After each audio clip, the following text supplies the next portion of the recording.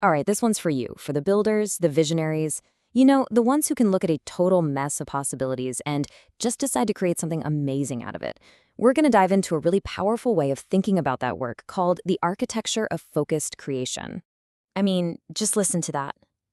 This is how we're kicking things off. It just completely changes how you think about creating, right? This isn't about checking off tasks. It's about this beautiful struggle of wrestling a huge, infinite idea down into something real, something tangible that people can see and use. So let's get into what that journey actually looks like.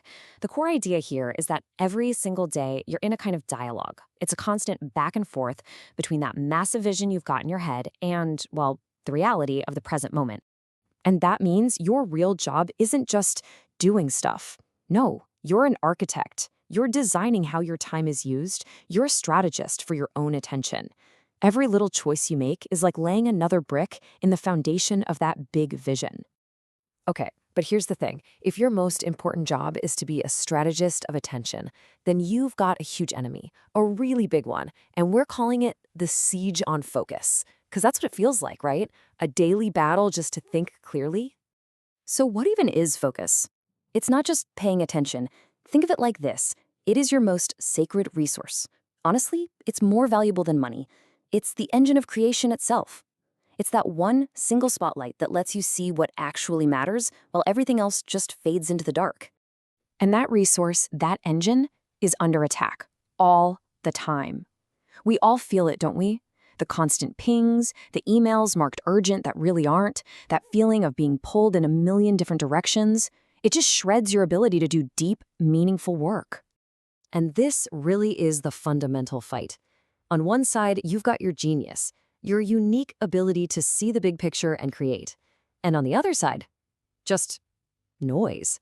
A daily cacophony that breaks up your concentration, waters down your best ideas, and keeps you stuck just trying to tread water. So the million-dollar question, how do you win this thing? How do you fight back? Well, the idea here is a pretty big shift in thinking. It's not about just finding better tools.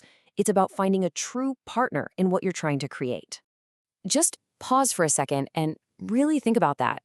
What would actually change for you if the systems you relied on weren't just waiting for you to tell them what to do, but were actively, intelligently clearing the way so you could do your best work? And here's the difference, and it's a huge one. A tool just reacts. You give it a command, it does the thing. It understands the what. But a partner is proactive. A partner understands the why. It gets your bigger goals, it understands the context, and it starts to anticipate what you need. Now, let's be super clear here. This is not about outsourcing your big ideas or your creativity. It's the exact opposite. It's about building a fortress around your mind, a protected space where you can actually do that high-level thinking, completely uninterrupted. Okay, I know what some of you might be thinking. Doesn't relying on all this assistance make us, I don't know, more like robots? And it's a fair question.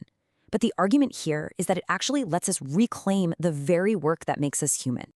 So let's just put the question right out there.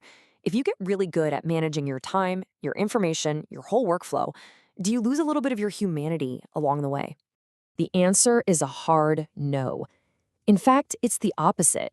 When you can hand off all the mechanical, repetitive, soul-crushing tasks, you free up all that energy to be, well, more you, more creative, more intuitive, more profoundly human. So what is this profoundly human work we're talking about? It's the stuff that only you can do. It's having that sudden flash of insight. It's connecting two ideas that nobody else saw were related. It's inspiring your team. It's leading the way. That's the work that actually moves the needle. So this all brings us to the final piece of the puzzle, the big takeaway, the call to action that's really at the heart of this entire philosophy. Here's the core idea. Your vision, your big idea is brilliant. So the system you use to build it, your tools, your workflows, everything, it needs to be just as brilliant. You have to consciously build an ecosystem around yourself that is literally designed to protect and amplify your creative horsepower. And you know what? It all boils down to this one simple but totally game-changing choice. Step 1, you choose. You actively decide to become the fierce curator of your own attention. And the result, Step 2 is almost automatic. Your capacity to make a real impact, to actually shape the world around you, will expand like you won't believe. So, we're going to end on this one question, which is really more of a challenge. See, it's not enough to just have a great idea. You have to build the architecture of focus that allows that idea to become real. Your vision deserves an ecosystem. So the only question left is, are you building one?